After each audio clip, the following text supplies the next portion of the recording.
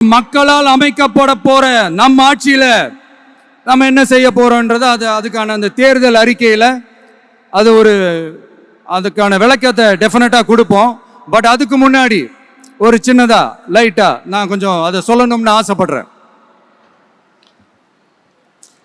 எல்லாருக்கும் நிரந்தரமான வீடு இருக்கணும்.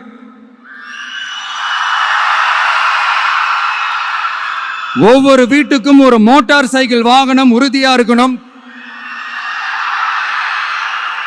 காரும் தான் லட்சியம். அதுக்கான வசதி வாய்ப்பை உருவாக்குற அளவுக்கு பொருளாதார வளர்ச்சிக்கு வழியை உண்டாக்கணும். ஒவ்வொரு வீட்டில் இருக்கிற ஒவ்வொருத்தரும் மினிமம் டிகிரி படிச்சிருக்கணும்.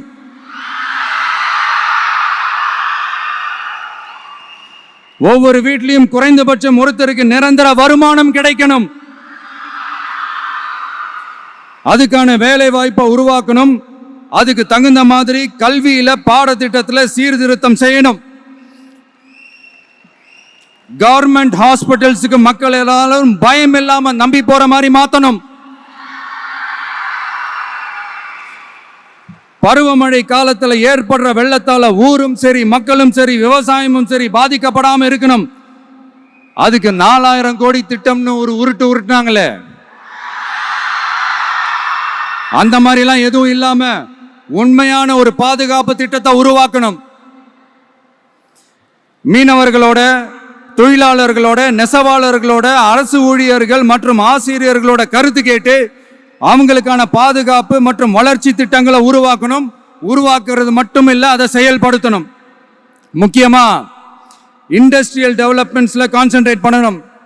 எல்லாத்தையும் விட ரொம்ப ரொம்ப முக்கியம், சட்டம் ஒழுங்க ரொம்ப ஸ்ட்ரிக்டா வச்சிருக்கணும். நம்மளுடைய அம்மா, அக்கா, தங்கச்சிகள், அவங்களுடைய பிள்ளைகள், குழந்தைகள் எல்லாருக்கும் பாதுகாப்பை, அதுவும் உண்மையான ஸ்ட்ராங்கான பவர்ஃபுல்லான பாதுகாப்பை உண்டாக்கணும். அண்ணா யூனிவர்சிட்டியில நடந்த அந்த பெண்ணுக்கு நடந்த அந்த பிரச்சனை மாதிரியோ, இல்ல கோவையில நடந்த அந்த கல்லூரி பெண்ணுக்கு நடந்த பிரச்சனை மாதிரியோ அதெல்லாம் நடக்க விடவே கூடாது. நம்ம வீட்டு பெண்கள் ஸ்ட்ராங்கா, பயமே இல்லாம தைரியமா இருக்கணும்.